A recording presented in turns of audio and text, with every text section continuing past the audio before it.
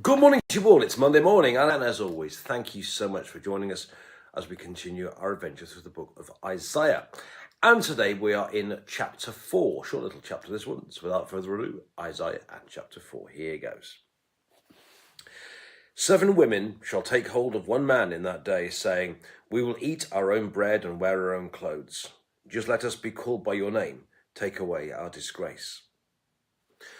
On that day, the branch of the Lord shall be beautiful and glorious, and the fruit of the land shall be the pride and glory of the survivors of Israel. Whoever is left in Zion and remains in Jerusalem will be called holy. Everyone who's been recorded for life in Jerusalem, once the Lord has washed away the filth of the daughters of Zion and cleansed the bloodstains of Jerusalem from its midst, by a spirit of judgment and by a spirit of burning.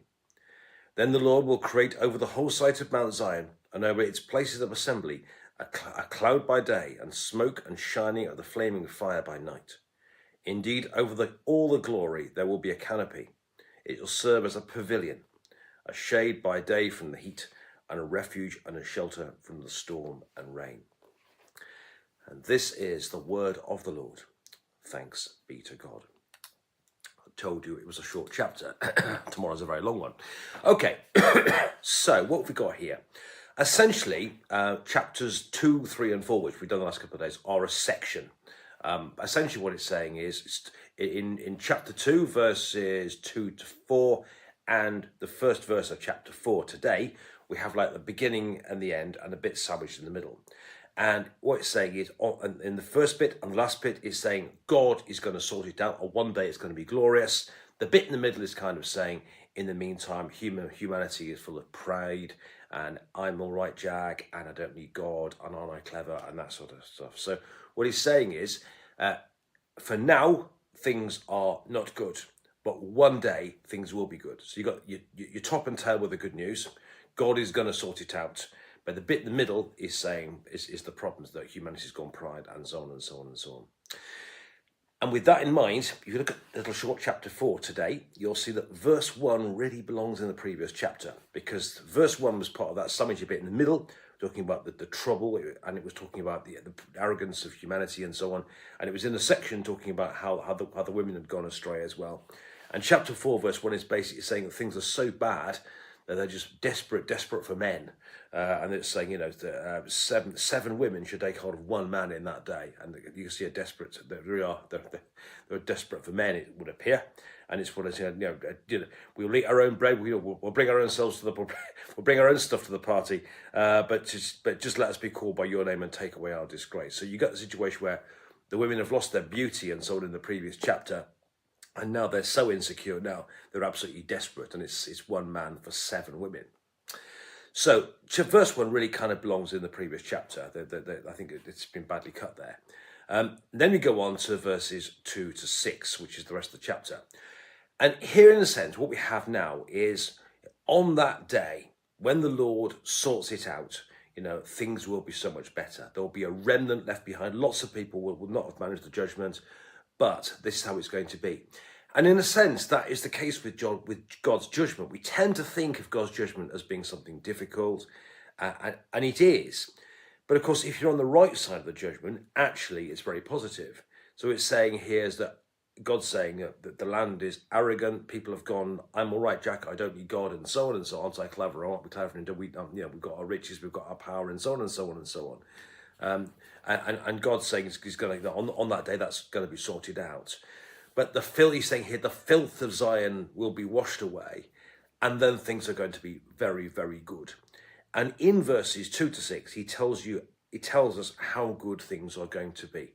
So once God has done his purification, he gives us 4 images of how things are going to be. First, he talks about the branch of the Lord. And that, generally speaking, is to refer to the Messiah. But in the meantime, it's kind of God's people. And a branch on a tree is something which is fully developed. You get branches on mature trees. And on those days, it's going to be beautiful and glorious. And again, as it had been in the previous chapter, when the women especially had lost their beauty and they'd lost their beautiful things and so on. Now, after God has taken away all the filth of Zion, is going to be beautiful and glorious. It's going to be a strong beauty. The glory is going to be a strong beauty, and it's going to be genuinely beautiful from the inside out. So once God has done his purifying, once God has taken away the filth, once God has done the judgments, the branch of the Lord, the fully mature people of God, are going to be properly beautiful and properly glorious. Then he talks about so we've got the branch of the Lord in verse 2. And also in verse 2, you've got the land, the fruit of the land. So the land is going to be fruitful, and it's going to be the pride and glory. They had their kind of false pride taken away. They had their pride in themselves and their pride in their own achievements, and aren't we clever, and so on and so on and so on. That pride had been taken away by God's judgment, but instead we got a proper pride. It's going to be pride. It's going to give pride and glory. So, but instead of being a false pride based on themselves and based on man-made idols and so on, instead it's going to be a proper glory and a proper pride based on what God is doing. So pride can be all right, but it has to be pride in what God is doing rather than what we're doing. So first you've got the branch, which is a fully matured people of God, again, but now being properly glorious and properly beautiful, strongly and from the inside out. You've got the land, which will be the pride and the glory of God, how good things are going to be. Then you've got the holy city. You've got Jerusalem, the daughters of Zion, and so on. God will create over the whole site of Mount Zion and so on. So you've got a holy city here. And now holy means set apart. Holy means set apart for God. And instead of being full of themselves and so on, you now got a city which is a properly holy city, a city which is set apart for God, who puts God first and does things God's way, and so on. So you've got a holy city here. Once the filth has been taken away, as I say, God's city is now a holy city. And there's a call to us, my friends, today to be holy.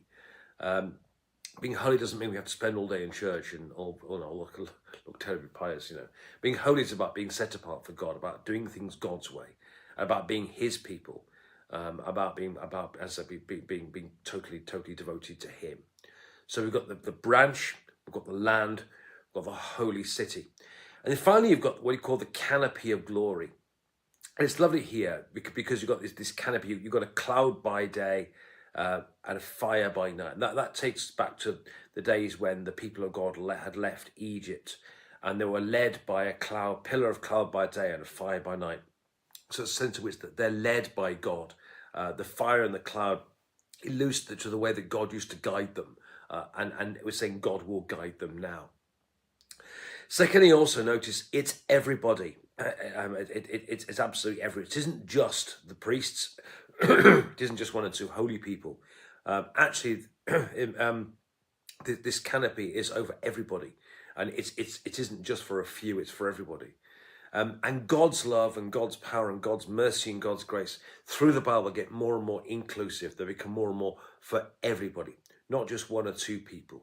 And likewise, we celebrated Pentecost yesterday, when the Holy Spirit fell on everybody, not just one or two holy ones.